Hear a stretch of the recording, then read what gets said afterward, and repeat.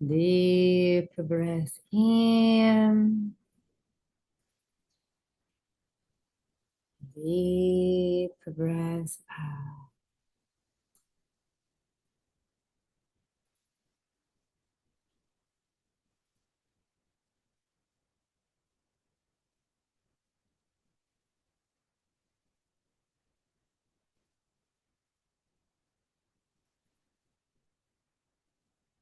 Shoulders away from the ears. Gentle smile on your lips. Vibrating in gratitude.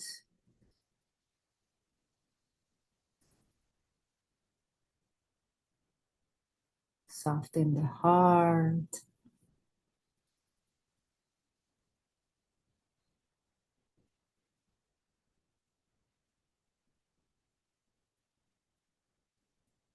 Engage in the bandhas.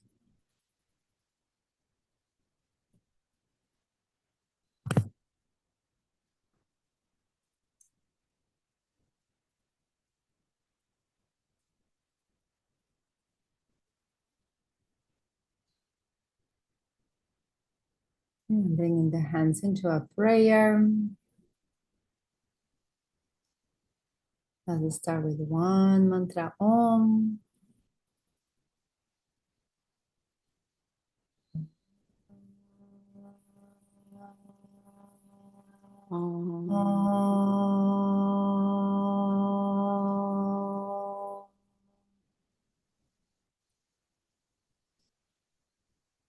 Yogena chittasya padena vacham malam sariracha paitena keram yoga parukam pravaram muninam patanjali prajali pranatusmi.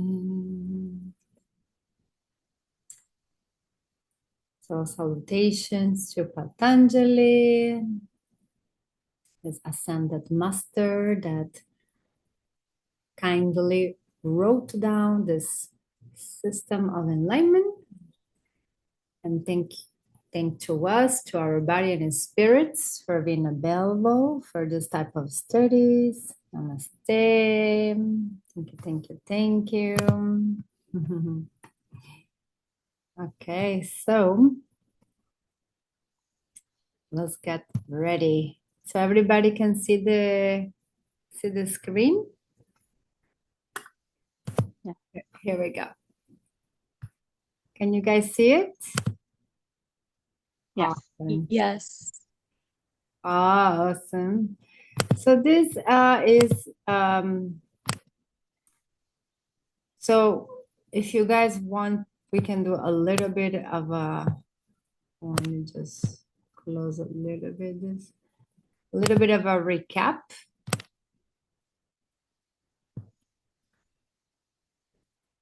If you remember, we study a little bit of the origins of the yoga, the history, and we saw that the Hindu Valley was the oldest civilization according to history, around 3,000 years before Christ.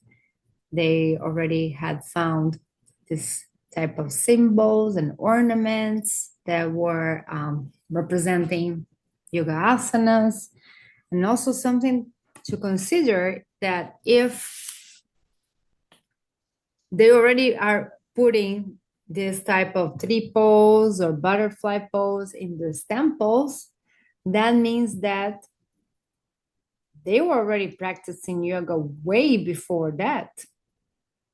So some people said, I mean, again, we can prove it. It was proven there were around 2,500 years before Christ.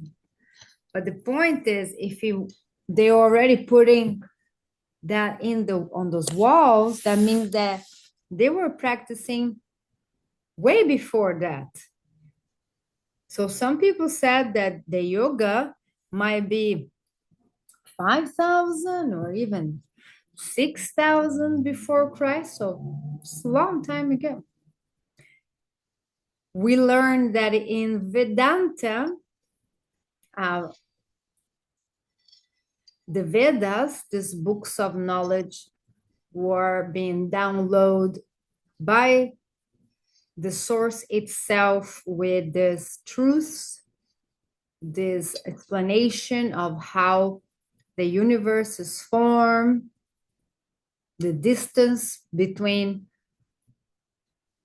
the earth and the sun, and the explanation of the different planetary system, the explanation of the law of gravity and how the fetus is developed. I mean, everything magically is there, even though they didn't have any tools or microscopes or anything like that. It was just through that deep meditation. And we also learned that in Vedanta,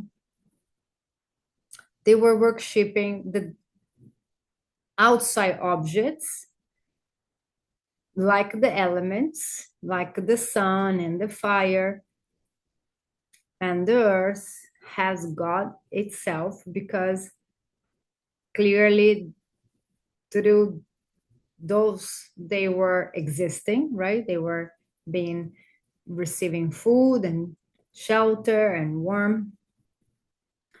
And then we have a critique to the Vedas. With the end of the Vedas, now the Upanishads come, and there are 108 verses. So just like the beads when we do mantras, that you will be receiving one Zoom, the same number, and has many different Upanishads, which means to sit near. And in that time, 1,000 years later, 1,500 before Christ, they decide not to be preoccupied with anything of external any longer.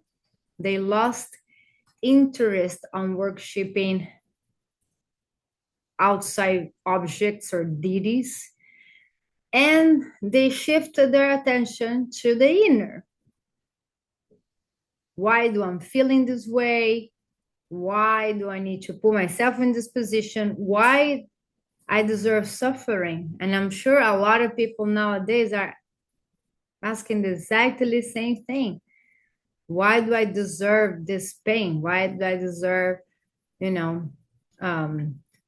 look for my food, or have no food, or have no shelter, and all those existential questions, right? And who am I? And so this is when they realized that they needed to have a stronger body to endure longer periods of meditations, and be very clear that our yoga retreats are nothing like the real yoga retreats, where they are in the dark of a cave in solitude. It's like a jail. And they stayed there long periods of time, maybe 10 days without seeing anybody or move, maybe 3 months or 3 years, according to what type of austerity or what is that they want to achieve. But definitely the longer that they're staying in meditation, the better. That's why they needed the asanas to keep them strong, because now they're still receiving the same knowledge, the same downloads, like God is giving them all information. But also the Upanishads are considered the high portion of the Vedas, and it has information about higher power and even immortality, and all this about reincarnation and who is God, and much more. And we saw some of those already in the presentation. Then we have the epic period, because it's epic. All these incredible stories of Ram and Sita and Krishna and Arjuna and the battlefield and all this beautiful mythology. And remember that the mythology always have hiding meanings. Again, God is trying to teach us a lesson through these stories. So you need to have that third eye really clean to see what is this trying to say. And yeah, it is mythology. I mean, it was thousands, 600 before Christ. So of course none of us were there. Although most places that are mentioned on those stories are still very much worship in India daily. So for us, maybe it's a story, right? And Krishna and Radha and killing this demon and flying on the bird, and Hanuman built the floating bridge as he split the legs and did the Hanuman pose, and sounds all very fantasy and very crazy, but then you go there and the rocks are there, right? And if you go, it's called parikram, when you visit holy places, right? So has many holy places in the world that in your lifetime you should visit. You should visit so you have a direct experience of how is to be in those places. And then maybe you will have a different opinion if it's only fantasy, only mythology, or actually it did happen and like that. So it does help to expand your consciousness. But the most important from this epic, besides the Ramayana, that is a story of Ram and Sita and 14 years of stories full of messages on ethics that we're going to study now, is the Bhagavad Gita. And the Bhagavad Gita is the Bible of yoga, is the Song of God. And in this book, a lot of the information that was later shared by Lord Patanjali, Sage Patanjali, was already announced by Lord Krishna in the Bhagavad Gita. How to control the mind, which is the harder lion and the cause of all the suffering in the world, is really, it starts on the mind, right? Because if people drop into the heart, into the compassion, then we'll have a different scenario nowadays, right? So is there, remember we talk about it, about karma yoga, and to perform your duties without having that, like, I am the teacher and I am the model and I am the mom, and putting all those labels, and more like performing actions as we are just a vessel for God's work. And I can tell you that I have reduced my stress and also anxiety at least 80% less when I completely surrender to whatever God's want. It's much more relaxing. It's like, okay, I tried my best and then I just whatever. So that is super, super good. And what else? Then after that, we come to this classical period here, that is 500 before Christ or 10 after Christ. We're not completely sure. So the truth is that we don't have a lot of information about Patanjali. What we know about Patanjali is that he was definitely an advanced master, and he had conquered all the different levels of yoga himself. He was an enlightened himself. And he also was an Ayurveda doctor and philosopher. So he was like a master. He also realized that with time, us as human race were deteriorating, and even our knowledge and our memory was also becoming weaker and weaker. So he decided to write down the manual, and the manual is called the Yoga Sutras of Patanjali. And I had recommend this one here from interpretation of Swami Satchitananda, because it's very easy to absorb, to understand. Sutras are like threads, are like pearls of a necklace, and they connect. Or like, you know, when you have a kids book drawing, and then has dots, dots, dots, and then you put all the dots together, and after all the dots are together, then you have an image or a message. So the sutras are the same thing. And we have this book is not so big. We have, let me tell you precisely, 195 or 196.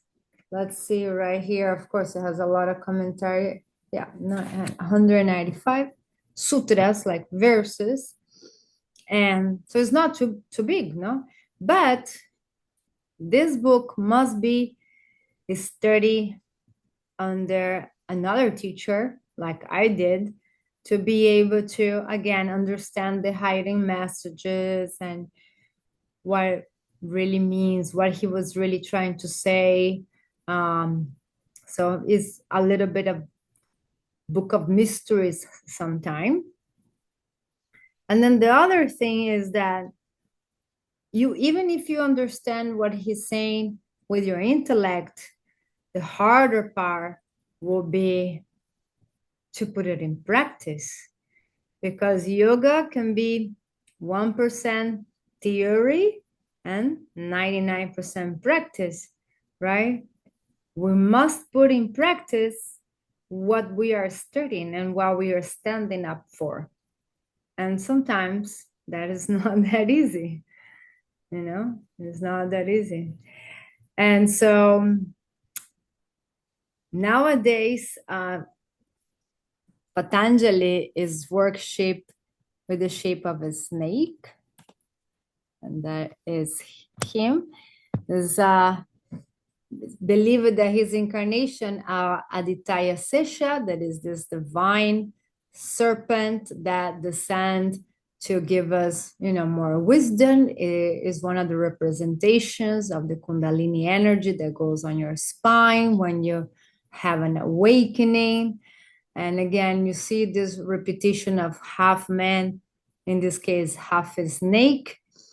And yeah, could be one of the, we call deities. No? It's like images of gods, you know, like you have Jesus, you have Virgin Mary, you have Buddha, you have, so sometimes in Hinduism, they also have these deities, and you can, you know, give your respects and your frustrations when you're going to connect with these tests, because if it wasn't for Patanjali, then we didn't have this, right? And this Yoga Sutras of Patanjali is a system that you can follow.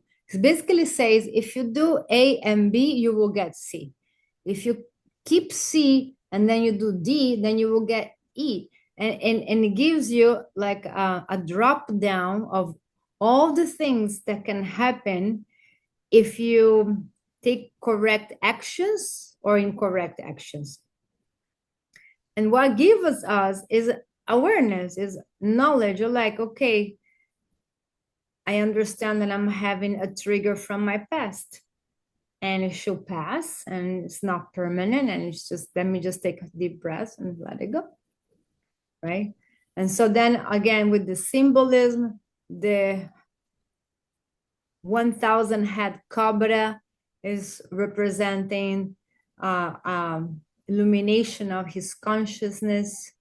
And also he has a conch shell that is representing the sound and the subtle world. And, you know, Om, we're going to be studying as well, and is one of the first manifestations of the divine, of God. Before having any form, it was a sound. So that's why the sound. Moving forward. All right. So then we have here the Yoga Sutras are 196, and they're divided in 4 chapters: Samadhi Pada, Sadhana Pada, Vibhuti Pada, and Kaivalya Pada. So Samadhi, as it says, Samadhi is the last state of yoga. Samadhi is enlightenment. And so, you know, for our benefit, it's not like you're going to be enlightened like Ramana Maharshi and be 25 years in the cave and you're going to check out of the world. No, you could, but has different levels of samadhi where you can have glimpse of samadhi. You can be in alignment for a few seconds, a few minutes, maybe a few hours, and then still operate on the material world. So you don't need to move to India, to the caves. So it has different levels, yeah? So this is basically some of the goals.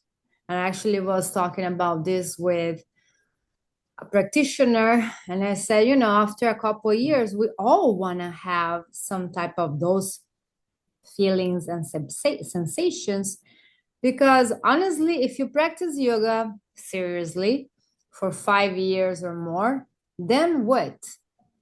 Then what needs to happen? Something needs to happen. You need to keep improving your practice. You need to grow in your practice. You need to, you know, go to deeper levels in your practice. And samadhi is the goal. Enlightenment is the goal. Self-awareness is the goal.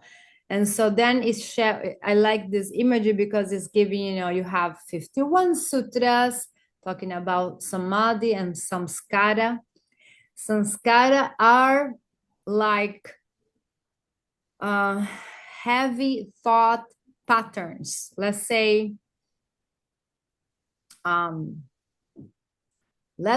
you had some toxic relationships and you were in a violence environment, and your partners were violent with you, maybe physically or verbally, and that happened like 2-3 times, unfortunately, until finally you did some healing, some self introspection of why you were attracting those situations, and now you're happy, and it's been a long time that everything is well, but here comes a new person in your life, and again you react to this new situation like is something from the past happening.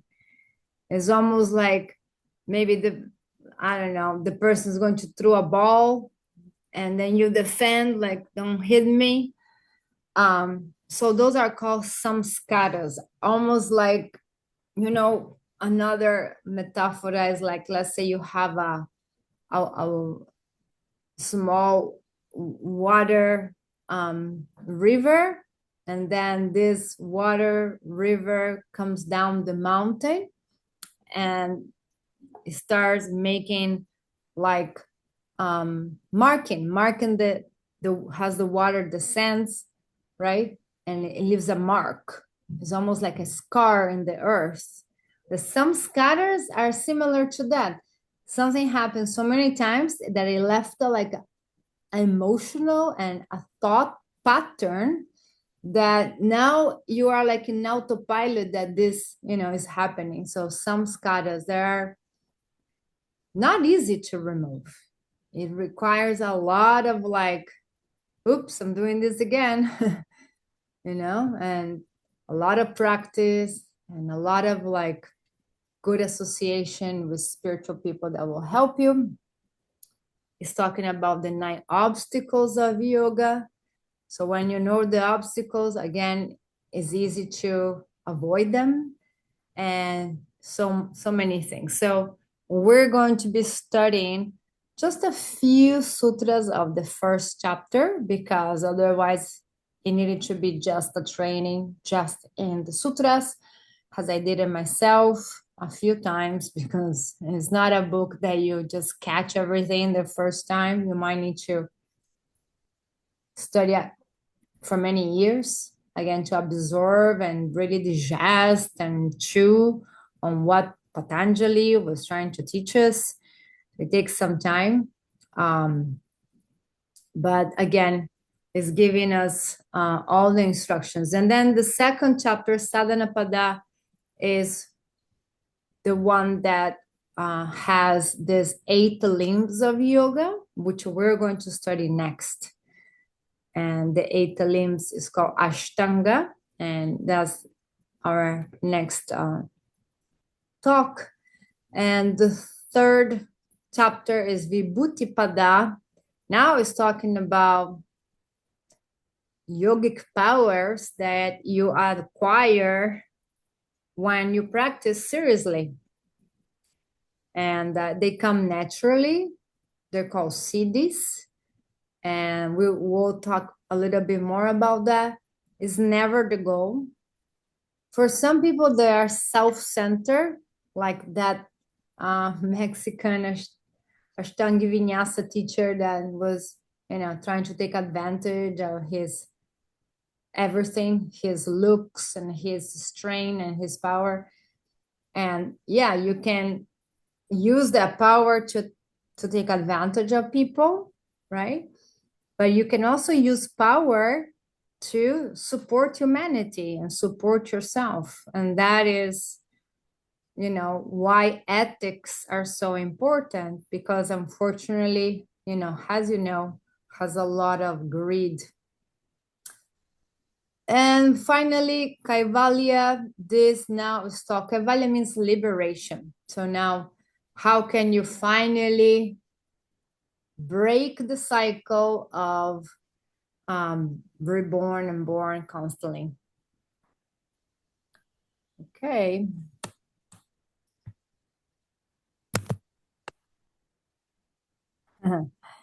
Now, when we are going to study the Yoga Sutras, we should be chanting the mantras. And as you saw in the Vedas, everything came with a mantra.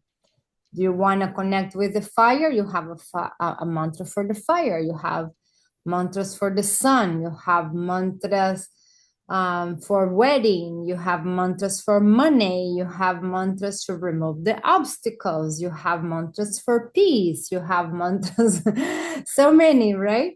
So this is the mantra that is, that's what I just chant a little bit now when we're going to study anything related with the Yoga Sutras and Patanjali. We shall repeat this mantra. It's short, and I put the link here so you can follow with the words. And here we go. Yogena chittasya padena vacha malam sharirasya cha vaidyakena yopakarottam pravaram muninam patanjalim pranjaliranatosmi patanjalim pranjaliranatosmi. Yay, thank you, Patanjali. So I bow to the sage Patanjali, who purified the mind through yoga, speech through grammar, and body through Ayurveda. And so then has another part that the ones that practice Ashtanga Vinyasa also repeat. But if you just learn this, you're good. And again, you will have this document so you can access anytime that you want. Okay. Yogena chittasya padena vacha malam sharirasya cha vaidyakena yopakarottam pravaram muninam patanjalim pranjaliraditosmi patanjalim pranjaliraditosmi. Yay, I get happy. All right, so let's move forward. Okay, so if you have the book of the Yoga Sutras of Patanjali at home and you want to open it up so you get a little familiar on how, where are we, you can use it. And it will be page 3.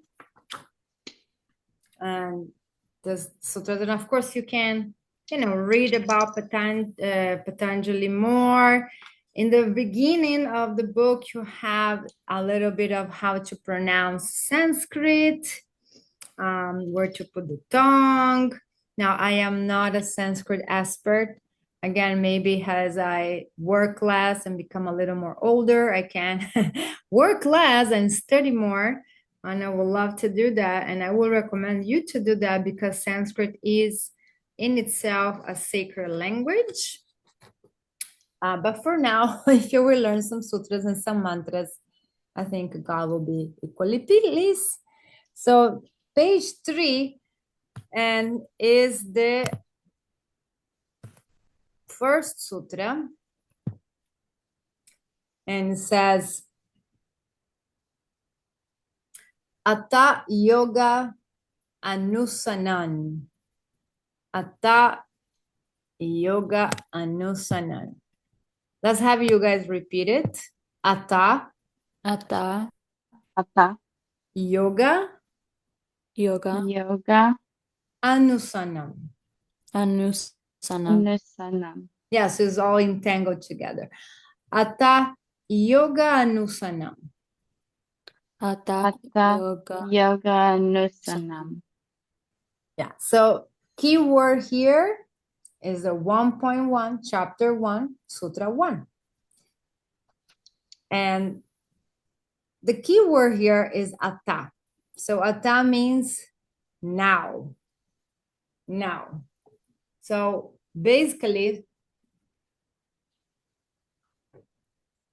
has the beginning of the book, and you can see on the book it says, okay, well, now is the exposition of the instructions of yoga, of how is this yoga system happening, right? But let's say that is the, the translation of the Sanskrit. Although the funny thing is that the whole book of the Yoga Sutras is to, we will study until the end of the book to arrive in the very first sutra, meaning all the techniques and all the commandments that are suggested by Lord Patanjali is only to arrive to the 1.1, Ata Yoga Anusanan. And it's not like, okay, now we're going to start the exposition or the instructions of yoga. Okay, we got that. We're starting the book. It's the first page, it's the first sutra. But it's not what he meant. He made a game. Again, this is a book of secrets and mysteries.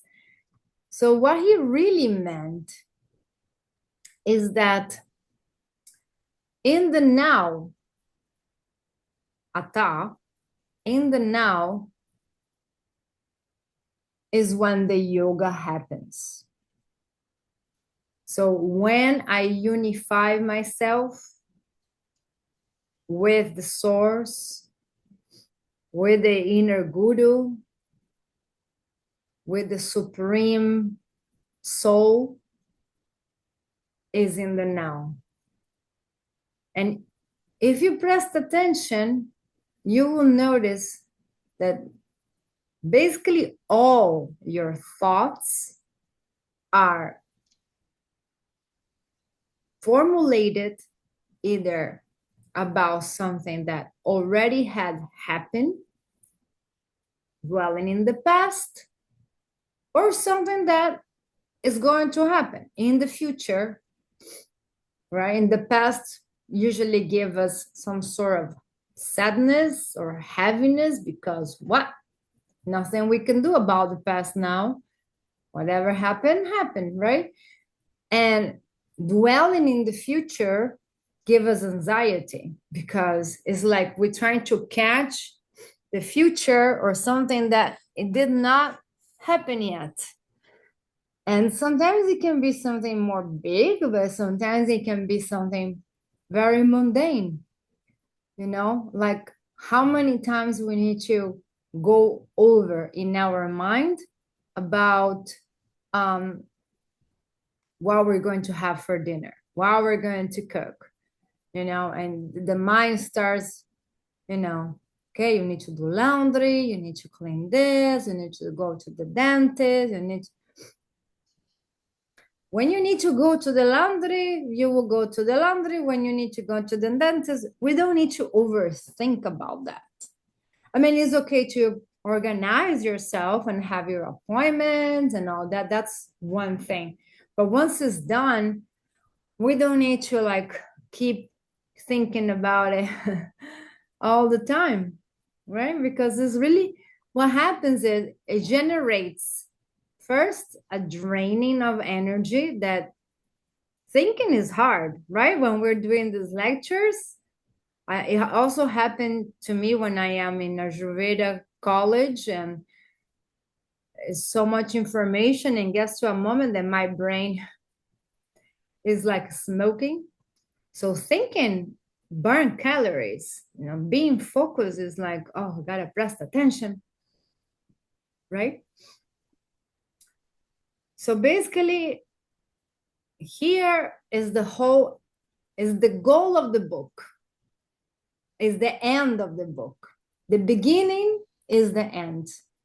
Ah, isn't it cool? Only, yeah, just Patanjali could have done this. So what do we want to be? We want to be in the now. We want to be fully present. And for that, we have techniques to control the mind. Be here and now. You know, we're doing breathing, trying to get more into meditation. And I'm always using myself as an example, okay? Because I went through all the levels. Oh, you remember I was a very beginner when I started. I did a yoga class, then next thing I was doing a teacher training, and 3 months later I was in India. It was all very fast. It's not like I was, you know, practicing yoga for a couple of years. No, I was just kind of like I surrender, and then the universe happened. So, you know, I will be trying to repeat the mantra or silence my mind or hear my breath so I can be here now. And then thoughts will come like funny little comic monkeys or devils, and it will make me think about all kinds of silly stuff and distractions, and everything was like a way for me not to be present, if that makes any sense. So the only way that in my personal practice was able to be more and more present, I was really following the recommendations of the practice, right? If I do dristi and I look only to one point and I force myself to look to that one dot or the point of my nose or the tip of my fingers, and then I using my bandhas at the same time, it's hard to think what I'm going to buy in Publix later, because now my mind's occupied on that. And I get back into the present, back into my sensations, and back into the now. So the now is, in the now is what the union happened. When you are here and now and fully 100% involved in that activity, even if it's drinking a tea and you fully, this is actually Zen Buddhism.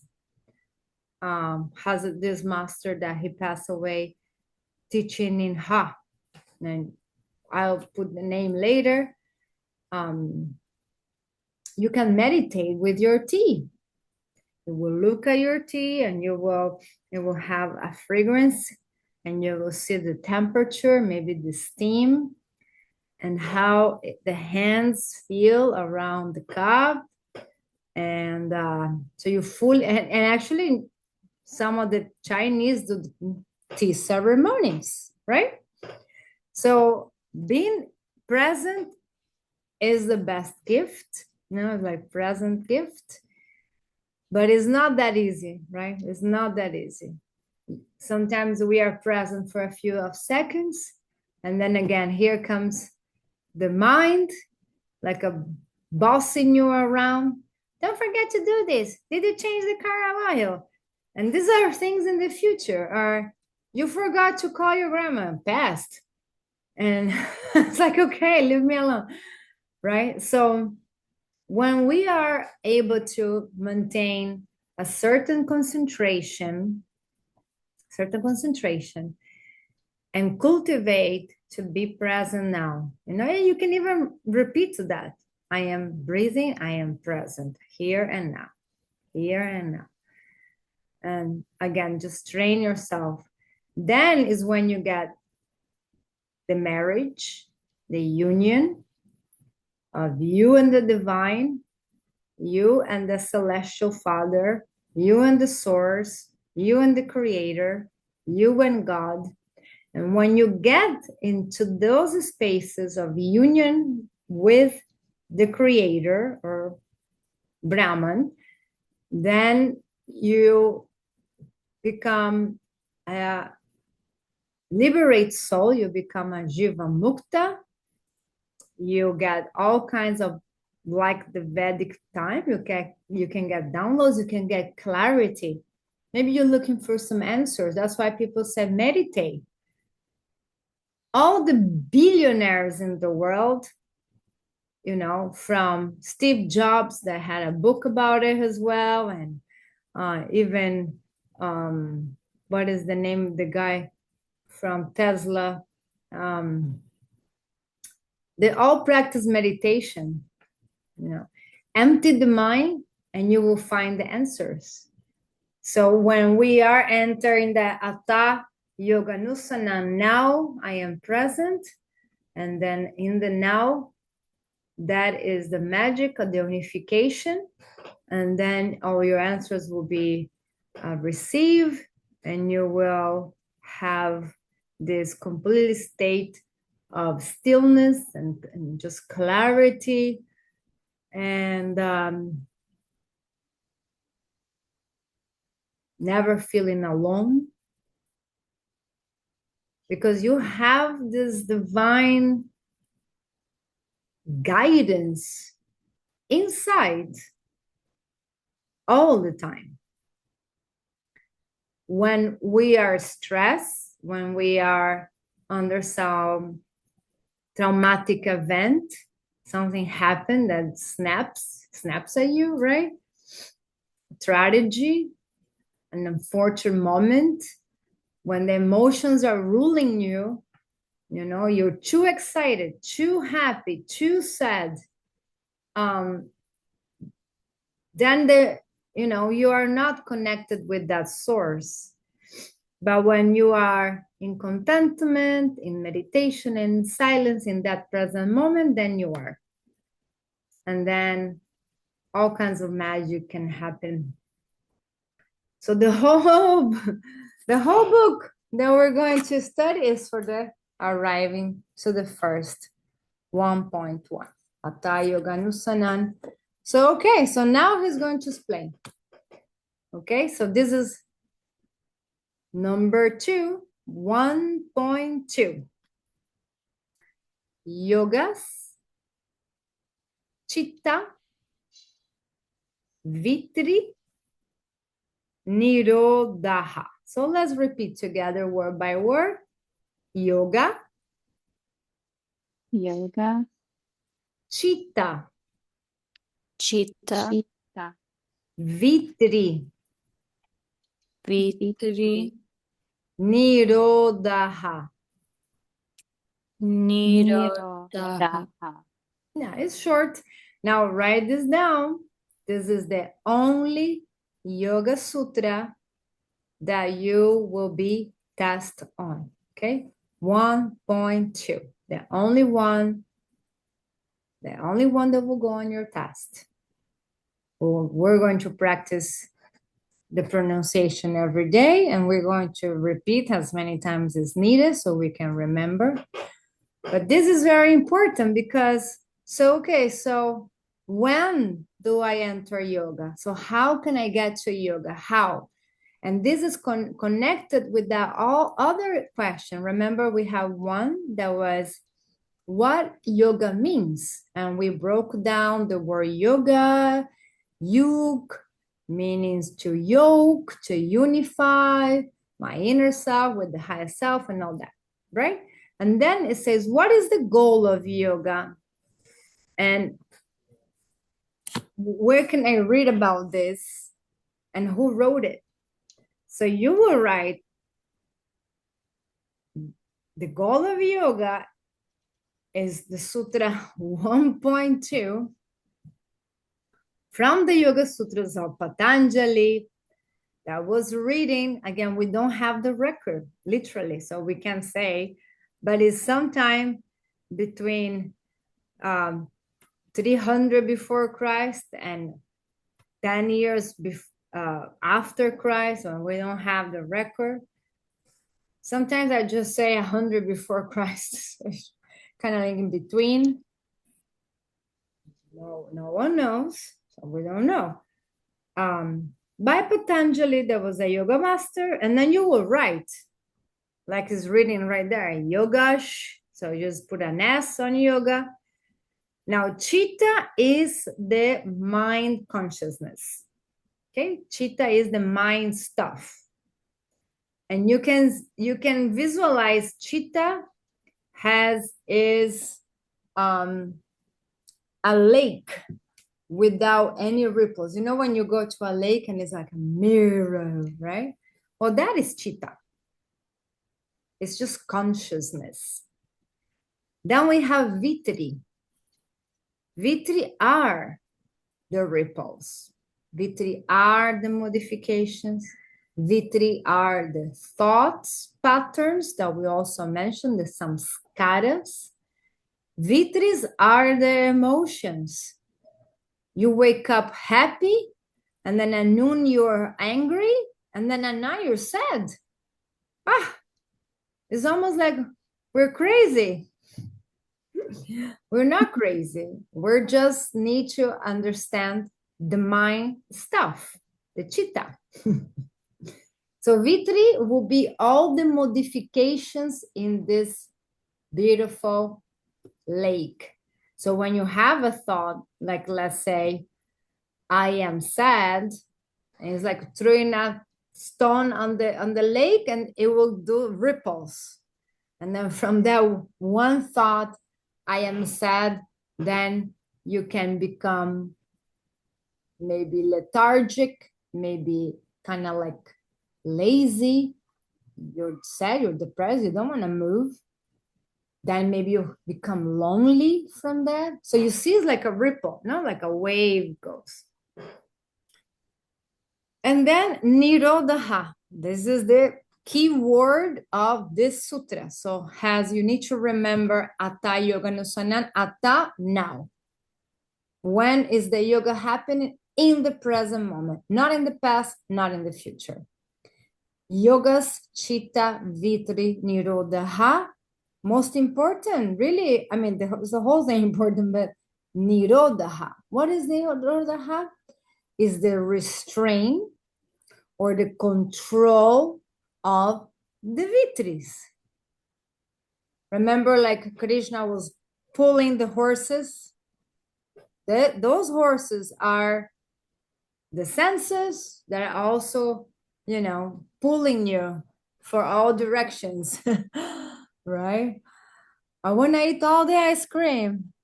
I want to have sex no matter how he's cute. I want to buy this car. I want to buy this clothes, and the senses, right? And then you're being pulled from all directions, and again cause pain. So when is the yoga happening? When we apply Nirodha, when we apply control or restraining or the observance of all those vitris, all those ripples. And again, when you think, okay, I am sad or I'm hungry, instead go and eat whatever is in the refrigerator or get yourself more in a loneliness spiral. You do like Ramana Maharshi. You just take that thought or you take that emotion and you remember that is an undulation, that is a movement in the chitta, is going to come and is going to go. It's now going to be permanent. So what do? You remember this. A shoe pass. Let me practice more yoga. Let me practice more pranayama. Let me get busy on the garden. Let me go to the gym. Let me go for a walk on the beach and then soon, then you don't have that more vitri. Then that's gone. So when is the yoga happening? Yogas Chitta Vitri Nirodha. When I, without suppression, feel a modification in my mind for the effect of an event or a circumstance that calls me to be angry or depressed or with jealousy or maybe do some actions that I shouldn't have done. And now my chitta or my mind is agitated. It's no more like chill. And that's another thing that comes with the yoga path. And again, everything that we're talking about is organic, meaning you can make it happen. The only thing that you need to do is to have a constant practice. Yoga teachers or yogis, they practice, remember the sadhana, every single day. And if it's not every day, it's because you are having your moon cycle, or maybe the moon is too powerful and is a day of resting, or you're depleted, you've been flying and you want to do maybe a more short practice. But the most important is the continuous practice. When you have this continuation on your practice and it's not break, like sometimes yes, sometimes no, 1 week yes, 1 week no, 1 day yes, 2 days no, 2 days yes, 1 day no. So then, slowly, then you will have different results. And you will still be affected by all these desires and emotions and things. And nothing wrong with feeling, nothing wrong with want something or this and that.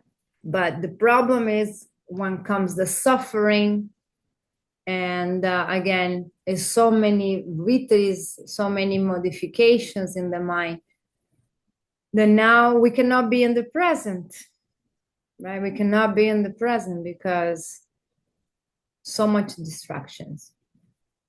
So Yoga Chitta Vitri Nirodha is the conscious choice, the Nirodha of I'm going to control this jealousy, or I'm going to control my sadness, and I will put myself to do some other activities that will balance my energy, that will balance my chakras, and I will not be a victim of my own mind stuff, right? And he continued telling us about how to do it and what are this type of fluctuations or modifications of the mind. He categorizes everything. So if you have a little bit of intellect, you will get it, because he's given us, this is the type of thoughts that we have. This is how to control the mind. This is what we should be doing. This is what we should be doing.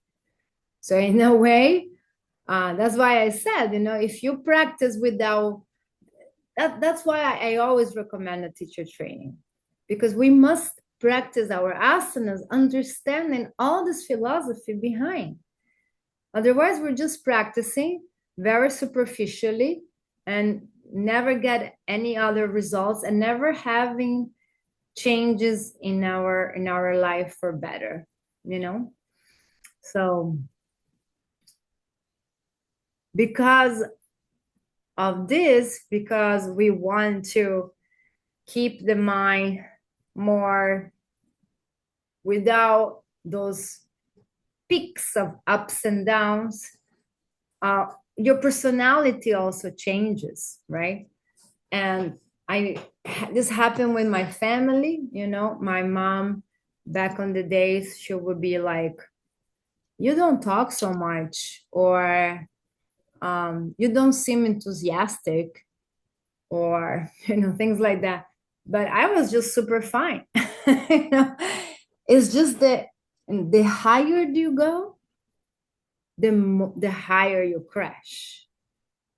So think about Chitta, which is the mind, has like this, river without any ripples. And also, if it's like water, you can say the Chitta will take the shape of, right? If someone was rude to me in traffic, in a split of a second, I give always this example because, oh my God, it's so hard. It's so hard and it's so classic. In a split of a second, what do? You're going to probably react. Hey, what are you cursing at me? You might want to curse back at that person. And the mind, like water, takes the shape of where you poured the water in, like a vase. And if I'm angry, will become my mind will become angry. Therefore, I am angry. If it's something sad, then again, my mind takes the shape of sadness, blue, gray, down. Now, that is when I am in a reactive mode and I'm not present, right? So you snap quickly, right? Actually, in science is about the nervous system. It's called flight and fight. Either you run out or you fight back, right? So if it's someone cuts you in traffic, and again, it took me at least 5 to 6 years to be able to put it in practice, guys. Look, not 6 months. Hopefully you can do better than me, right?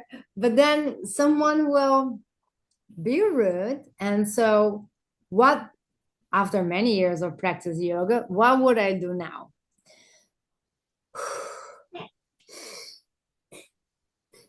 Okay, 1, 2, 3, take a deep breath.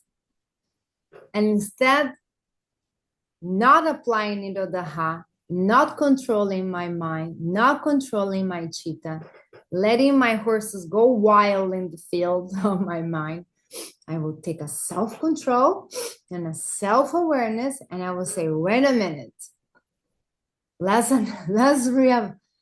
because also if you become that person, angry or jealousy is all poison that you are drinking. And you know, guys, if you got really angry and if you have a lot of stress in your life constantly, that is one of the sources of cancer, right? Cancer is not an exterior thing that comes and you got a virus. Cancer is your own cells getting upset at you because you got so upset. Now the body's upset. So you need to take a deep breath, and before you react, you know, most of the times when I have someone that is, doing this type of actions in traffic, as the example we're using, is a grandpa, is someone that is a senior. Maybe they're not seeing the role very well, or maybe someone that is intoxicated, and maybe instead being mad and like, oh my God, putting my life in dangers, maybe I should assist this person. So it's a total game changer, and it does take some time to be able to put it in practice. Any questions so far? I have a question. Hopefully it's quick. When you were talking the other day about karma and like choosing your action correctly, does that also take into consideration like intention? Like in that situation, for example, karma and the ripples. Like, for example, the other day there was a lady that I was in line and then she cut me off. She clearly saw me and then she cut me off and she just went in front of me. And it didn't really upset me that much, but I was like, it's fine.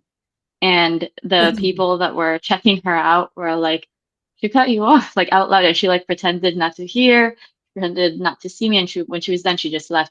And I was like, I just didn't even like address it, but I did feel a little ripple.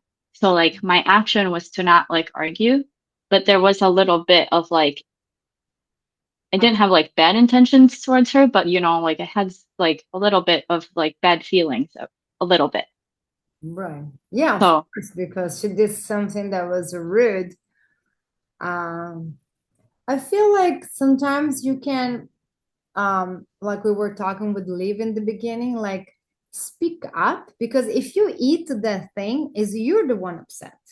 But when you threw the ball in someone's court, it's almost like you threw the karma to them now. And you can say something very, well, I was in front of you, but I see that you're in a rush. You probably have somewhere to go, and it's not a problem at all. If you are in a rush, I will be happy to give you my place. That's what I struggle with, that part. I'm very reactive. Like I do speak up for myself, and sometimes I feel it's more like aggressive too versus much. assertive. Yes. I do happen to react um like I did it. I was at a concert the other day, and my boyfriend's sister was taking a picture, and like somebody pushed her, like kind of like shoved her, and like Oh no.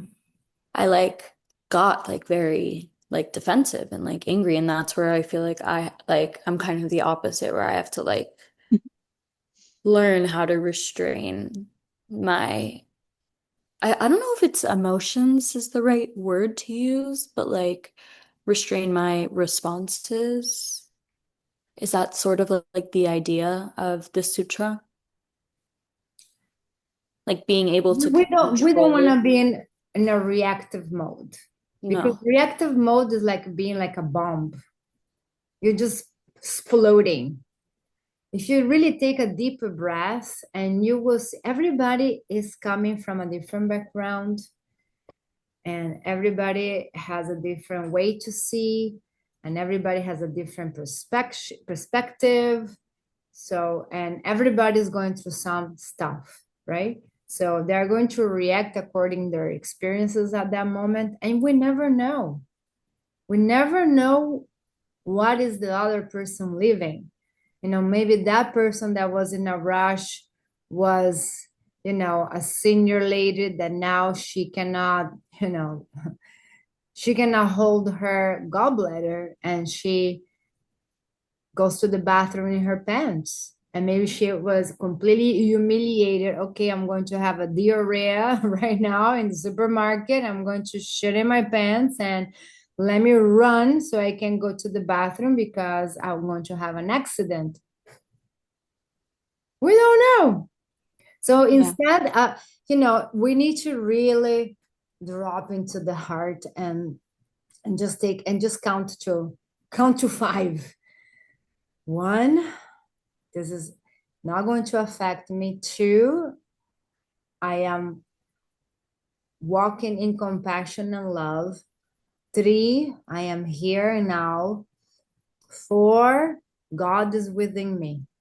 And maybe you kind of like, okay, because if you embody that you have this divine army always with you, behind you, and around you, you will not have another solution that act upon that. Yeah. Right? I'm not going to be cursing grandpas in traffic if I feel like I have Jesus on my right and Buddha on my left. You see what I'm saying? Like, I would be like, oh, excuse me. Fuck. Oh, no, I didn't say that. Oop, I did. Sorry. So we want to act like gods and goddesses. We want to act proper, and we want to act like Princess Diana, and we want to act elegant, and we don't want to lose our temper, and we want to be looking gracefully and nice. We want that. And if you were not there yet, like I'm telling you the traffic, because it did took me many years to be able to now lose my shit in traffic, you know? And you have hundreds of excuses. Everybody's a senior in Florida. No one can see the road. No one is the signals, whatever. But if I get upset, if I tell that person to go, whatever, you know, blah, blah, blah, I drink the poison. Once I explode, that's it. My temperature rise. You have a physiological effect, right? You get hot, you get red, and then that you know that goes with you. So it's all about the breathing.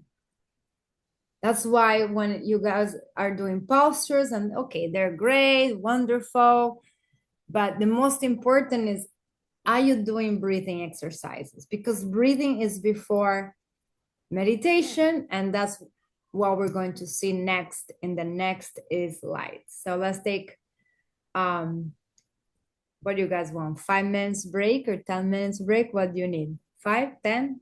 5, 10? I think just a quick one is fine. Yeah. Yeah. Yeah, the sooner the better. Okay, so 5 minutes break. I see you at 8:05, and then we'll continue the conversation. Okay. Perfect. Thank you, guys. Thank you. And let's go back to sharing the screen. Share. Here we go.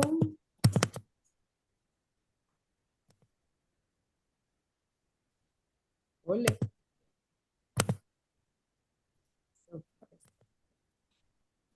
Okay, so we learned the 2 first Yoga Sutras, Hatha Yoga Anusanan, and Yogas Chitta Vitri Nirodha. In the now is when I unify myself with the source, and when I control the modifications of the mind and I don't let them go wild on me, I create stillness in the mind. And in the stillness is where I can be grounded in the present and not being pulled by all directions. Then we have, which is very important, that's why I love this class. This is the Ashtanga Yoga. Now, this you will need to know by heart everything. And we're going to be repeating this together every day with the harmonium, just like the Vedas, singing together so you can, memorize. But basically is the most important part of the teacher training, because again, we're talking about the ethics.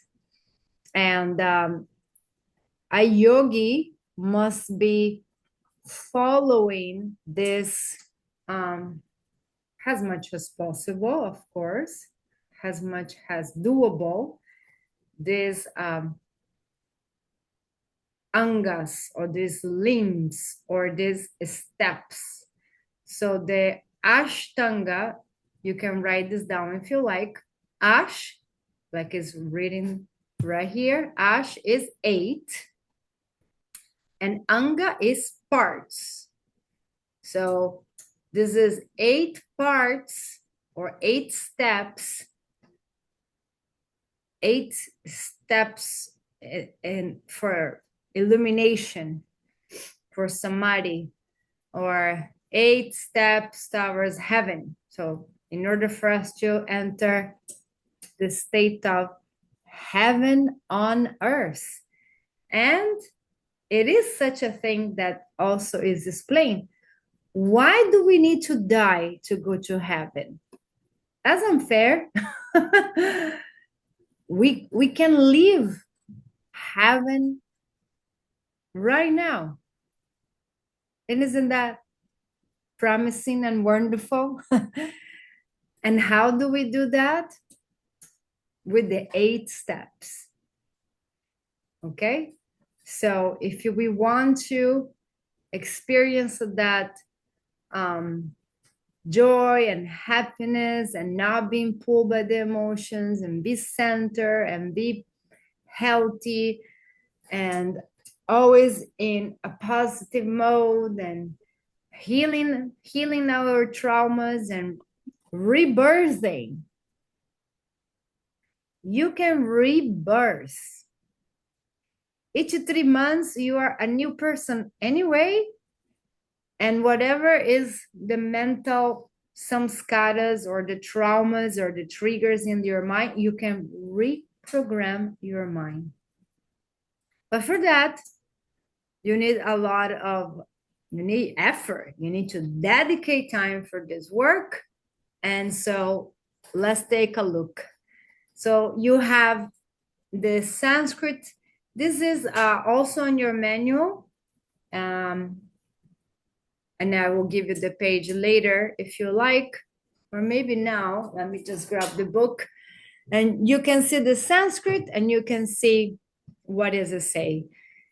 Yama, niyama, asana, pranayama, pratyahara, dharana, dhyana, samadhi, ashtu angani. Yama, niyama, asana, pranayama, pratyahara, dharana, dhyana, and samadhi are the 8 limbs of yoga, or the 8 steps towards the union with the divine.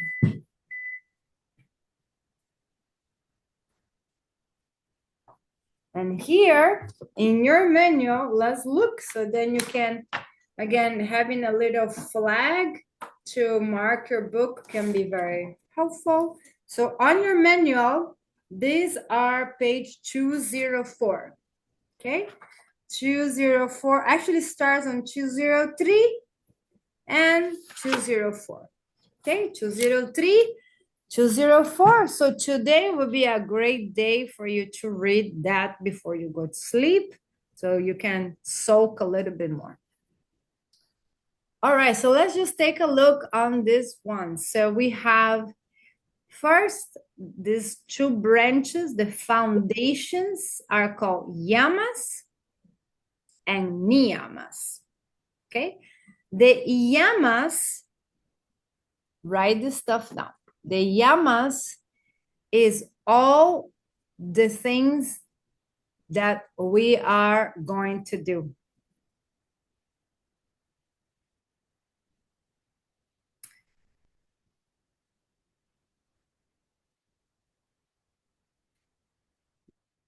When we are not externally practicing, let's say.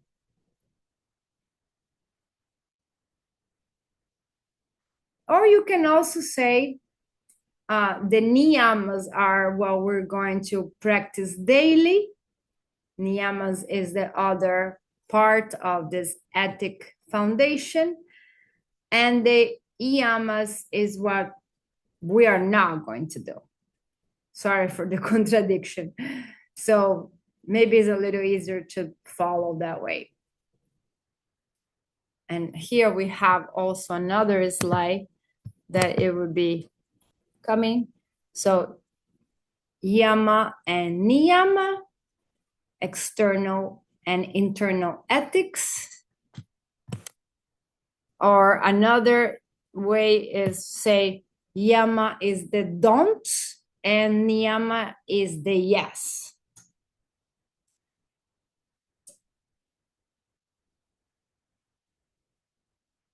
Yama is the don't and niyama is the yes. So let's take a look. So the first, so these yamas and niyamas are divided in 5, but let's go back to, so we have 8, right? Yamas and niyamas. Then after the ethics, we have asanas, the postures. Then after the asanas, we have pranayama. Then after pranayama, we have pratyahara, which is bringing the mind in. And then after you can do that, then finally you have some concentration. You can focus. And that's dharana. And then finally, dhyana, meditation. And then the last state is the bliss, is the samadhi, is the shining sun. And that's it, that you become enlightened. So you can see it's possible. It's possible for you to become an enlightened being, even though we are in the material world and it's not, you know, not that easy, but it's possible. So again, the yamas are things that we are going to basically do the opposite of them. That's why I was a little confused in the beginning, but it's basically what we don't want to cause to others. So the first yama is haimsa. Let's see here in the other slide. The H is pronounced like ha, haimsa. Haimsa means non-violence. And oh my God, we need that so bad nowadays. I'm being very emotionally affected by everything that is happening, you know.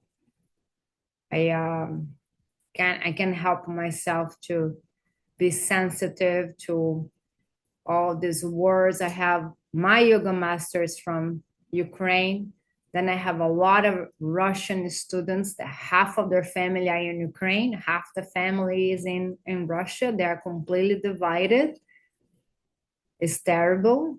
And then you have this, what's happening, you know, in one hand, you have terrorists that are terrorizing all the families. And then you have this political situation where these people are not having access to the minimal water and food, and it's so sad, everything, you know.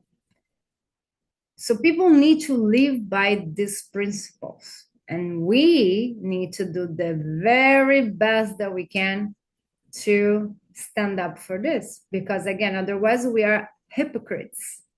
We talk about nonviolence, but we still inflict nonviolence directly or indirectly.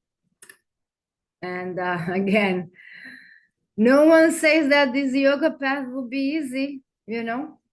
So Ahimsa is the first rule to be yogi. The first yama. If you want to be a spiritual being, if you want to be an enlightened being, if you want to be yogi, according to Patanjali and the Yoga Sutras, we should practice non-violence. Now it can be physical non-violence, right? We're not going to hurt anybody physically, right? We're not going to punch anybody, and as we know, has all kinds of domestic violence at home, where husband is punching wife or wife is punching kids. So right there, right, we are creating this. Remember what I said, that the microcosmos is like a mirror reflection of the macrocosmos. So if we are violent at home, of course we're going to have wars in the world. It's just like a mirror reflection in a more it's a mirror reflection of the collective consciousness, right? If you feel me. So non-harming. Another violence is what? Verbal. And I also needed to do a lot of purification with that. I had some situation where I was have a lot of yelling in my house growing up. And so when I grew up, I did have a higher pitch, a higher tone of voice, and maybe not filter. And I tell you one story. I always support my family as much as I could, right? I'm the oldest daughter, and I always, I came to America, so I have a little bit more income than my brother and sister. So I always trying to support their studies and everything. So one time I paid to my brother like a massage therapy course and all this, and he was a little lost on what he was going to do as for a career. So I only, said, whatever you want to study, I pay for your study, and, get to work. So he did the whole course, I paid for it. And then afterwards, he he said, you know what? I realized that actually I don't want to touch anybody. I don't want to touch any people. So instead me not being reactive, right? This was like 20 years ago. So of course I had changed, but I can self-reflect on my own progress of my personality. And so when he said, yeah, I don't want to touch anybody, and then I immediately said, well, you don't want to work, you don't want to have a career. Why do you even study this if you don't even want this? And you just don't want to work about anything.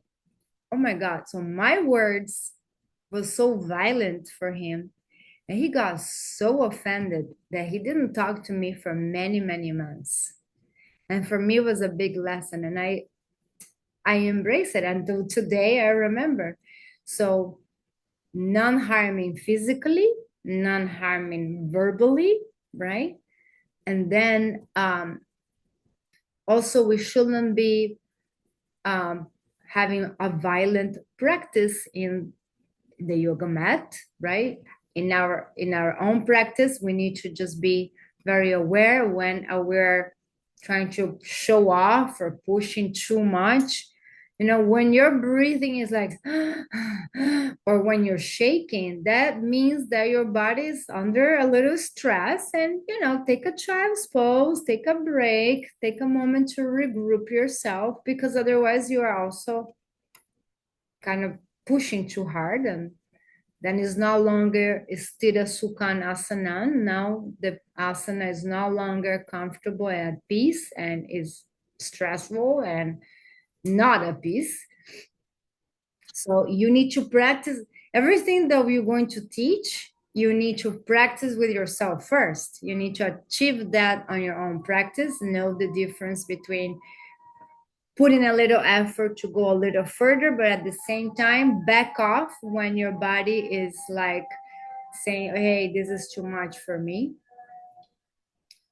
And what other ways of non-violence do we have? Sorry. Another big one here that no one wants to talk about, this is the pink elephant in the room, is about the diet, my friends, right? It's about the diet. And again, I had my changes throughout the years, but in America, we do promote as much as possible a vegan diet. And why? Because most of animal products are based in a lot of cruelty, right? And don't even let my, you know, vegan friends hear me talking about this, because also has a little bit of, you know, this is the way, this is the only way, a little bit of fanatism. And I don't feel that we should be promoting fanatism in any kind of contest, because definitely doesn't give good results, right? But one thing is having a beautiful cow in the mountains, having the grass, enjoying the sun and running. And then and I had milked the cow in Brazil. I had a cow and I milked the cow. And then, you know, you let the cow feed her baby, and then you have some of your milk and you do some of the cheese. And it's a loving relationship, is non-harmful. The animal is, you know, after feed its own baby, can share with you. And you see, this is a different situation than, especially as a female. Imagine if you are, you know, you are a female, so you don't need to imagine too much, but being constantly forceful rape, because in order for us to have cheese and milk, they need to be pregnant, right? And they're not like a super romantic dinner with the bull and the, you know, slaughter houses where all these animals are kept like in machines. Comes a man with the fist, impregnates the cow. The cows are pregnant after pregnancy. When the baby is born, you know, these mammals, they have feelings like you have feelings. And the mom cow wants to be with the baby veal, the baby cow. And they cry and they cry and they cry for weeks. Where's my baby? Give me my baby. The baby is pulled from the mother moment his birth, and the baby is locked into a chain. Never will move, never will see this light of the sun, and becomes the veal, the meat that is super soft.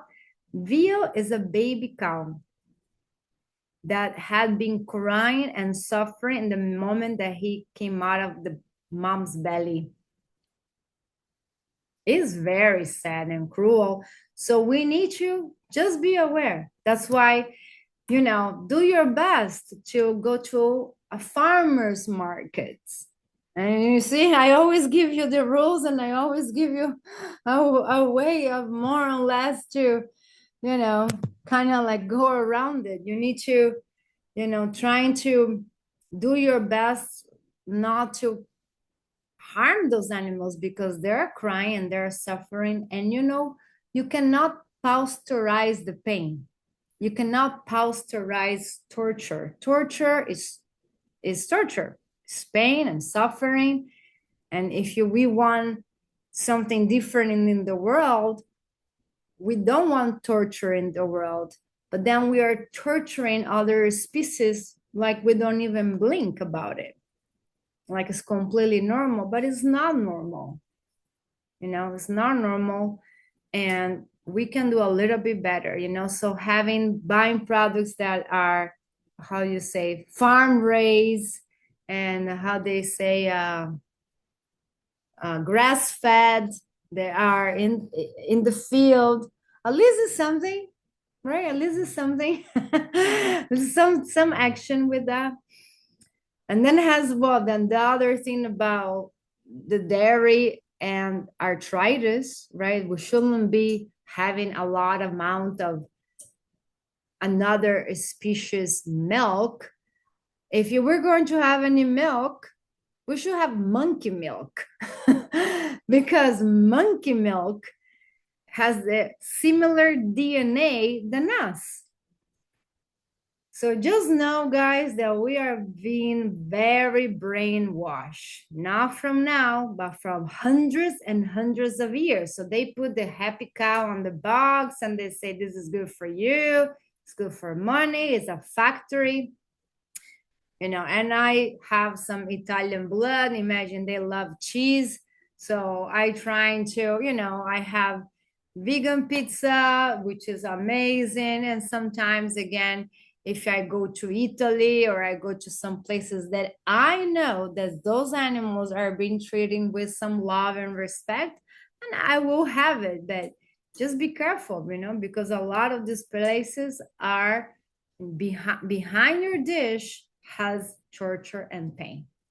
So this is the haimsa is hard in that aspect, right? It's not easy, right? And that goes with all the animals. Yeah, it goes again. If you have one friend, the fish here in Miami, and he got 4 fishes, he gave you one, and he got the fish and quickly, you know, somehow avoid the animal to have pain. That's one thing.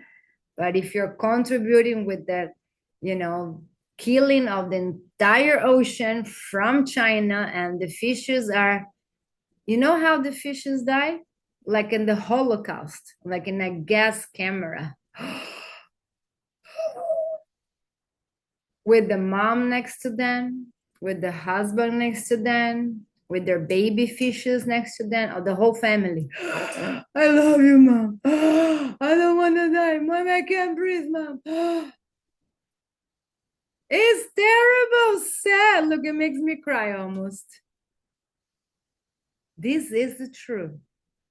This is the truth. So you need some iron, you need some animal protein. I understand, but trying to have a balanced diet so we are not abusing of this animal consumption. Or know where your source comes from. Don't buy from China. Don't buy, you know, from the slaughterhouses. Don't, you know, go for the farmers. Go trying to have giving these animals a little bit of respect, right? And well, this is not a class on diet, but I just want to make a point, okay? And the last thing that I will say about this is that protein, the molecule of protein, it is only alive when it's red and raw. Meaning if you are eating meat because you've been told that you need to eat meat to obtain protein, that meat needs to be like carpaccio, needs to be like almost raw. The moment the meat becomes brown with the heat is absolutely no protein. It's better to have chickpeas. You will have more protein than that. Nuts has protein. right? So we need to just be aware, because here in Argentina, I don't even tell you, is the culture of barbecue, right? Everybody's doing it, and everybody has cancer. Oh, it must be a coincidence. No, it's not a coincidence. It's what it is. It's what it is. You know, we are not like the cats. We don't have teeth. God, God did not give us carnivore teeth. The lion has one long tube intestine, and the meat goes like this. Boom! Meat has no fiber, and our intestine is as tall as you are. All scrunchy in there. The meat gets stuck on the little wrinkles of your intestine. And after some time, it becomes putrefied. Putrefied, like bad. That's the reason the people start getting, not now, but, again, when you turn 50, you turn 60, and then you get sick because, the engines inside, it's almost like if I put water in my car, it's not going to work well. If you abuse of an animal consumption, then you will have some consequences.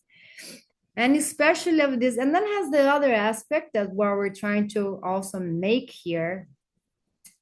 If we are talking about that, we also have soul and we also have energy body, you can filter the pain that goes on the flesh of those animals that are in the slaughterhouses, and they're being terrified and they're crying literally with tears. That is on those bodies, in those meats, and then we eat their pain. We eat their rape. We eat their separation of their child. We eat their fears. I know, I'm sorry, but it's the truth, you know? And if I have some animals and I have some chickens and cows in Costa Rica, I definitely, if the chicken has 10 eggs, I don't think she will care if I have 3 of those, 4 of those. If one day I have a cow and the cow, dies after some age, I will definitely honor her body. But we're not in the business of inflicting pain in other beings. So trying to find some sort of where these animals are having some sort of happy life, and hopefully not. Hopefully we don't need to do that. And look, I know a lot of people that are being vegan since the womb, and they are bodybuilders, and we even have people in Olympics that are vegan. So how come they have completely great nutrition and we're like, oh, but I need my protein?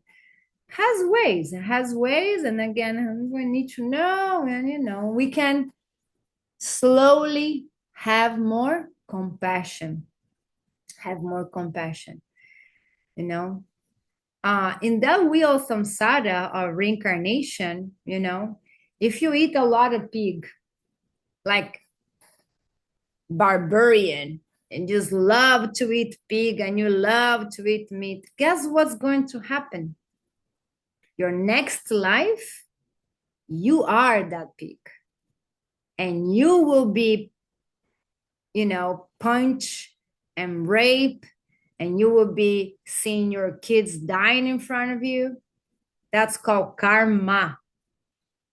So I am not, don't kill the messenger. I'm just passing through what happens, and it also has other states. Like we can also be a plant, we can also be a rock.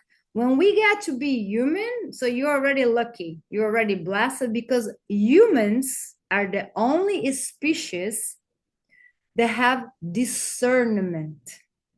I can choose this. I can choose that meat, or I can choose the tofu. Lions, they don't have that option. They're already wired by God to be hunters. Like they're not going to, oh yeah, put some teriyaki sauce in that tofu and give it to me. No, and they eat raw, like I'm saying. So we have options, and now we even have more options. You go to Trader Joe's and you get your Whole Foods, and you have all kinds of delicious things of all kinds of not cruelty free. You want the war to stop?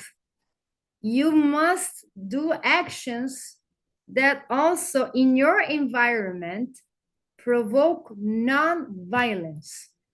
Otherwise, you are a liar. Oh my God, no. It's complicated. It's complicated. All right, well, you get the point, right? So let's try to avoid as much as possible. The violence has minimized the pain of the animals. We need to also minimize the pain of the earth in itself, because even throwing garbage, guys, it goes to so many levels, like when we buy clothes that is $5, what do you think is happening? We are supporting child slavery. We have child starvation, we have child slavery. And what the hell? This is hell, because we are not fully conscious. So it's better to choose the brands that that they may be having they're more expensive, because maybe they are paying these people a little bit more decent money, right? So many levels, right? To not avoid producing violence in the world, so many levels. And we can, think more about this. But the next one is Satya. And the Satya means not lying, being truthful, stand up for the truth. And sometimes it's hard. Sometimes it has a lot of pressure, and it's delicate, because, as everything is not, very intense right now. And so, but what does it mean? It's just speaking from your heart. When you speak from your heart, you don't need to create a lie. You just, it comes from that source, and is in the truth of your heart, and then you're good. Because if you do a lie, if you lie, first, it's completely non-spiritual, because we are seeking the truth, we're looking for the light and for clarity, and here we are lying, like, for what? Then it's going to haunt you forever.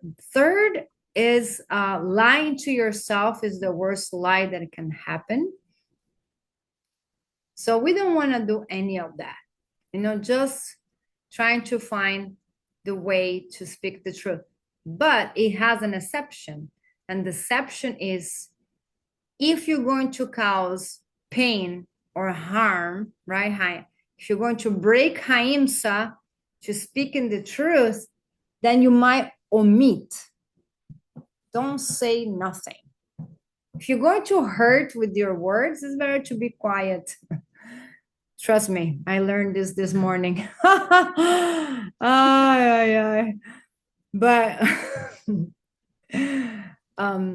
here comes a friend of yours. She's a little big, a little overweight, and she's putting a dress that is red with white dots, and she's asking you, how does this dress look at me? And you want to say, well, it makes you more fat than you already are, which is the truth. That's going to hurt her. That's going to hurt this person. So what you can do, you can rephrase. You can say, well, what about if you try this black dress? It's going to look much nicer on you, right? So the only time that a lie can be acceptable is if you're going to preserve someone's pain. Got it? Hopefully we are not put in those positions very often. And then again, if you know you don't want to confront the situation, you can simply say, I prefer not comment on it. I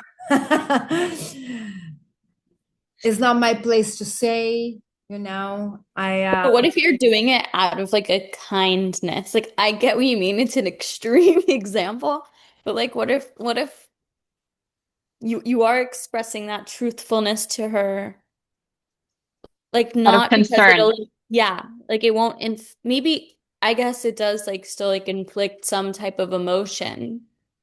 But like if you're doing it like just with her best wishes at heart, you know what I mean? Yeah, so how you're going to speak the truth is you will need to find words of kindness. You can't Okay. say, hey, you look like that, right? Mm-hmm. You gotta have a lot of psychology and see when is appropriate. You know, your friend is in completely in love, and you know that her boyfriend is a cheater. Not only he cheat on her, he's flirting with you.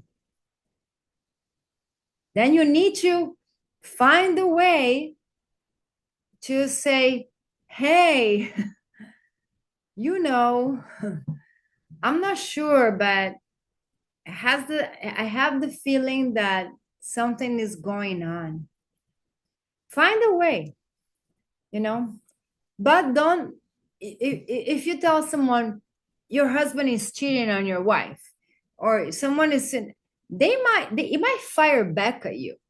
They might say, no, no, you're crazy and never talk to me again, because people don't like to hear the truth. People are not ready to hear the truth. Most of the times, the truth is uncomfortable and is painful.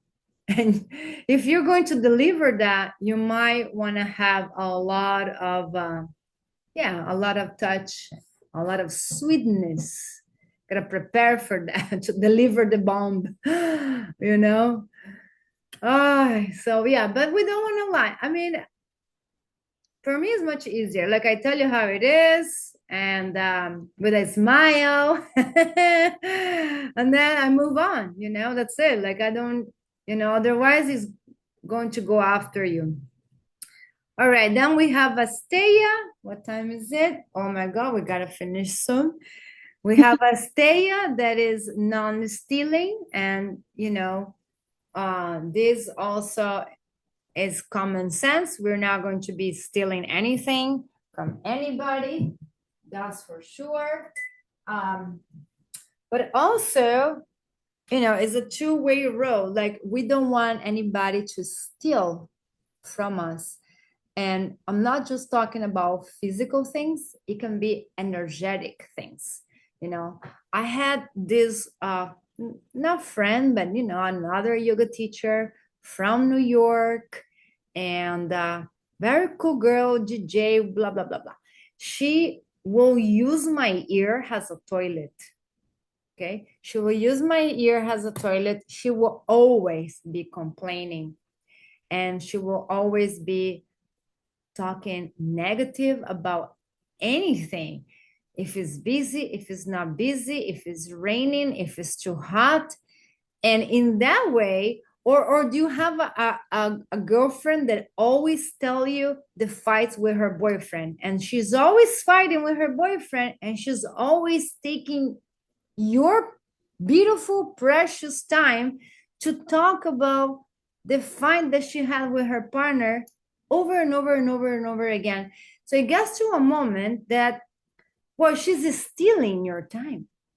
She's stealing your time. So you also can be this, again, while we were talking with Liv, that if you have your camera, it will be much nicer, about boundaries and about saying no. And you can very kindly say, hi, Liv. You can say, I understand you're going through some hard time with your partner, and I want to support you. I am your friend, but I am not available to hear again and again this circle that never ends. If you want to go to yoga with me, if you want to go to the beach with me, do a meditation with me, I would love for you to join me.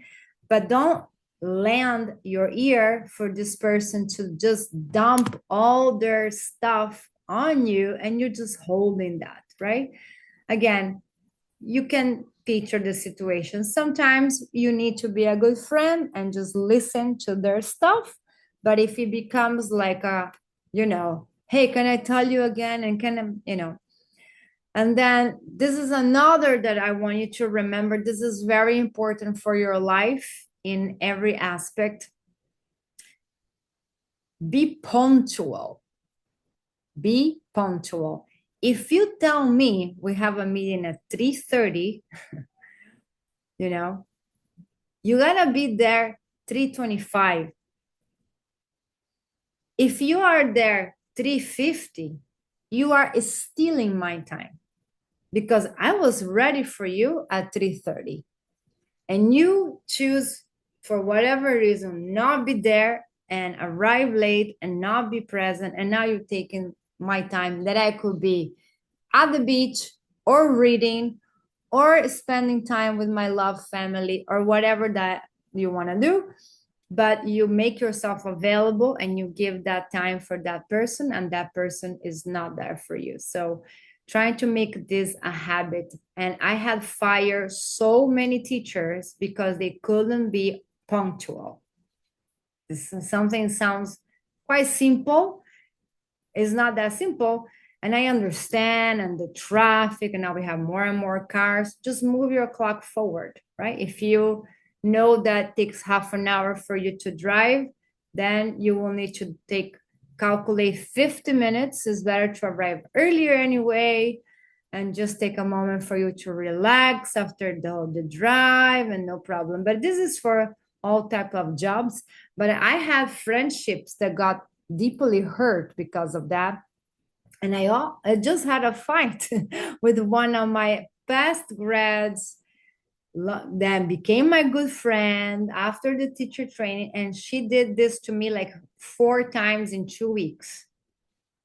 We said we're going to meet on Friday, and then she disappeared. And I said we're meeting at 3:30, and then it's 3:50, and she's like, I forgot. And I was like, it's a lack of respect. There's a lack of consideration. So no stealing things, not letting people steal your energy. Boundaries, say no, I'm not available for this. I love you, bye. And not, stealing time for people, because if you're not there and they are there for you, then you're taking their precious time. Okay, 2 more and then we finish. So then brahmacharya is another delicate one. Brahmacharya, you can write, and is on your manual, has moderation, but is also can be interpreted as celibacy. Celibacy, meaning not having promiscuous sex or not commitment or things like that, because the sexual energy is a sacred energy, and we want to harvest, or we want to cultivate our energy so we can do beautiful things in our lives. I think I mentioned a little bit about this, right? You can create a new job, you can create a new business, you can create a website, you can create a child from the sexual energy. So many things. But we want to somehow connect with people that are in the same frequency than us. We want to connect with people that truly have an interest of knowing who we are. And if you are already in a relationship like Maureen, perhaps, you can tell your partner, hey, I'm practicing celibacy for 3 months, okay? He will be like, you are fire as a girlfriend. Bye-bye now. So, but what we can do if you are already in a relationship is instead quantity is having more quality. So, instead of having a lot of encounters, what they, in America, they call whatever, the quickie, just like, okay, it's raining, it's raining, let's have sex. No, we want to do the Tantra way. We want to create moments of connection and deep listening and fully presence and really know that the person is there for you and you're there for them. And then things will be much more beautiful. And so, yeah, in Hinduism, a man that has a family can also eventually, once the kids are grow, okay, the kids are in college, now they go to brahmacharya, meaning they go to this celibacy state, because then they dedicate their practices more to spiritual development and visiting the holy places and things like that. They still care for the wife, they still are provider of the women, of the mother, but they're not necessarily need to be together, in the sense that now they're going to get all that energy to go deeper into their spiritual journeys. So let's just say the brahmacharya is moderation, in the sense that too much of it is not going to be good. None of that is not going to be good neither, And I also had females that their, let's say their husband died and they're, what do I say, widow, and then they don't have sex for like 8 years. Well, what happens when you don't use machines?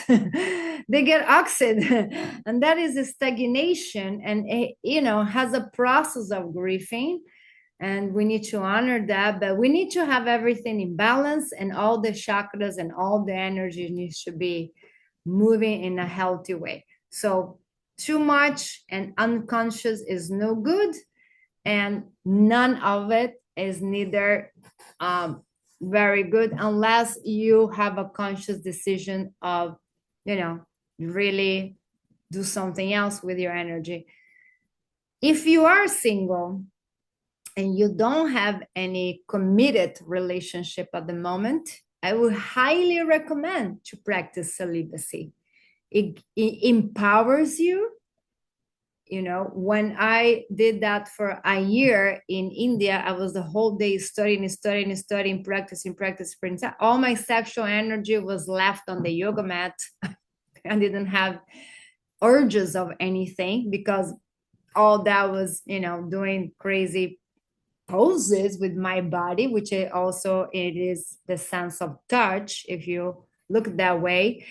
And then you harvest the energy. It's like you're gathering and gathering and gathering the sexual energy, and then boom, I got the school, I got synergy. Then another time I promised myself, I had a lot of like very flaky guys and dating and toxic relationships. So I made a promise to God, usually is an offering to a spiritual, cleansing. And I say, God, okay, I brahmacharya for 1 year. I don't want to be with anybody. I don't want anything. I just want to be with myself. I just want to clean my body inside and out. And after 1 year, well, I had a temptation on the month 11. It was really hard. It's almost like when you tell a man, I am in celibacy, it's almost like, oh, it's like more like a challenge, But, after I finished my 11 months celibacy, to be clear about it, almost 12, couldn't make it, I'm sorry. But after that, I got a TV show. A yoga show that was in 6 different countries with a whole TV crew. And it's almost like I had so much energy of non-sharing my sexual energy with anybody that I was just clearly electric. Clearly, I had all this power. And so you especially as female, you have the power of creation, you know. Of course, it needs to for it, but you are the one that manifests another life, another human. So in the same way, if you cultivate your sexual energy, you can put all that into have a beautiful career. Do you want to be a yoga teacher? Do you want to be a nutritional doctor? Do you want to keep studying? Do you want to build your website and all that? You can get all this energy and do that. And Hugo is not here, but is very well known. All the fighters of MMA and UFC and all that, they, I know because they also told me, they definitely had no sex before any of the fights. Okay, because again, it weakens their energy. And then we'll talk more about that in more details, but you got the point as well. You know, the less that you let your energy to be divided and spill with different partners, the more powerful that you will be, the more center. So if you have never done brahmacharya, give yourself that gift. And you can be realistic. You can say, okay, I'm going to be in celibacy for 3 months, maybe 6. I did for a year and it was wonderful, you know, and you really felt like, you know, God, like, okay, you know, you do it as an exchange and then God will give you a prize. Who knows? After 1 year, you meet your soulmate, you know, and something like that. And if the person is your soulmate, they will even appreciate that you are saving yourself for the one. Yeah. And then finally, and last one, we have a parigraha.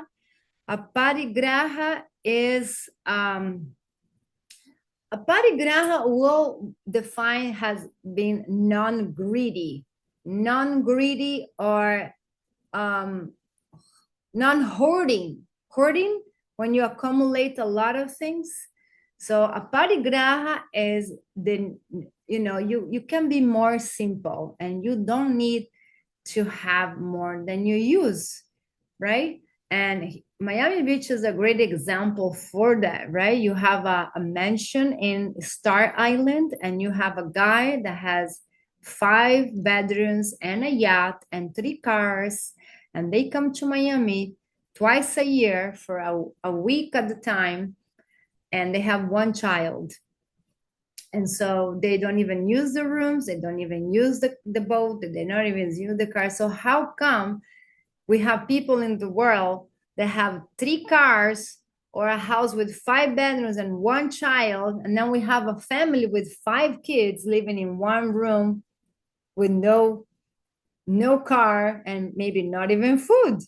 So we have this balances because a parigraha is not being acknowledged or respected. So if you have things that you don't use, here you have a homework, and the homework is called spring cleaning. So you're going to go to your closet and anything that you haven't used for 1 year, you know, do you need to have 10 types of flip-flops? No, maybe just 3. Maybe. Do you need to have, you know, 5 types of raincoats or winter jackets when you live in Florida? Probably no. 1 will be enough. When you go to Chicago, you take it with you, right? So we tend to have things and accumulate things that we don't need, and they are absorbing energy in your space, and they create stagnation. And yogi is really living a more a simple life, you know, less things, less clutter, less objects. Just have the things that you use. If you have things that you don't use, you need to do charity. You need to give them away for people that don't have, or people that have less than you. Okay, so yeah, I have some. Look, I had a thing with shoes. I love shoes, and if I found a comfortable shoe before yoga, okay, I will get, okay, I like the shoe so much, it's so nice, and I will get in like so many different colors, and I needed to give all that away. So we'll need to do a little bit of that. And also, if you have like, for example, if you have pictures of ex-partners, ex-boyfriends that no longer are part of your life, you don't have a child with them, they're no longer in your life, you need to throw them away. You make a fire, you burn them, because the sooner you let that go, look what happens is the sooner that you receive. You open your hands and you let go of that, and then something new will come your way that is part of your present moment. So this can also be a tricky task. I had a student that she had 350 pair of sunglasses. And then I told her, you gotta sell them all, or you donate money to charity. You can only have 30, I said. You can only have one glass for each day of the month. And that's it. I mean, how many sunglasses you want? And she had a hard time with this, but then she sold some of the sunglasses, and then she came to one of the yoga retreats with the money. So we basically don't want to have things that we don't use. We don't want to accumulate. The more that we have things that we are not actively using in our life, is basically creating this balance in the world of people that have less than us.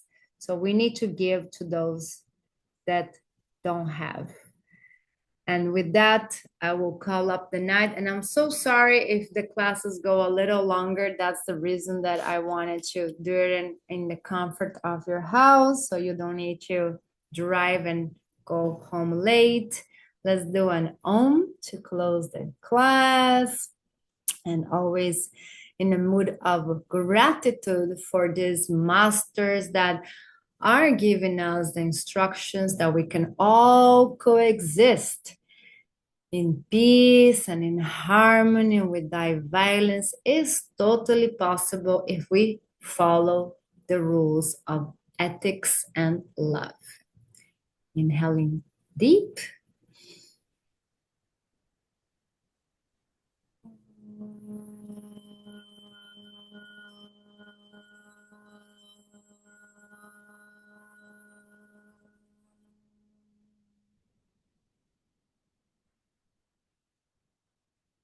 All right. Namaste and good night.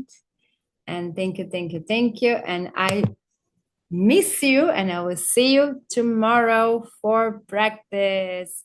See you guys tomorrow. Yeah, wait, I'm sorry. On the schedule, I didn't see a time for tomorrow. What time do we meet We're tomorrow? supposed to gather at 5:30, but if any of you guys can escape work earlier, let us know. Just send us a message on the group. Guys, I can be at Synergy at 5 or whatever. And then I can be there at 5 if you need me.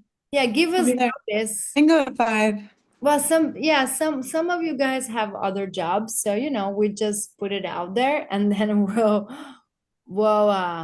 put it on the group if it's possible. We'll meet a little early, and the earlier that we meet, the earlier that we finish. All right. Thank Okay. you. Thank Thank you, you. Victoria. See you guys tomorrow. Bye. See you. Namaste.